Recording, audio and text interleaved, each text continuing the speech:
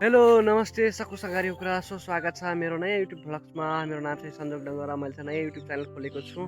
So YouTube च्यानलको नाम हो सञ्जोग vlogs. Visit गर्नु होला त्यहाँ गएर र मलाई चाहिँ साथ सपोर्ट र माया गरिदिनु होला र भिडियो हेरेर चाहिँ लाइक कमेन्ट सेयर गर्नु होला र आगामी दिनमा यस्तै नयाँ नयाँ भिडियो हेर्नलाई रमाइलो भिडियो हेर्नलाई चाहिँ सब्स्क्राइब गर्न नभुल्नु होला।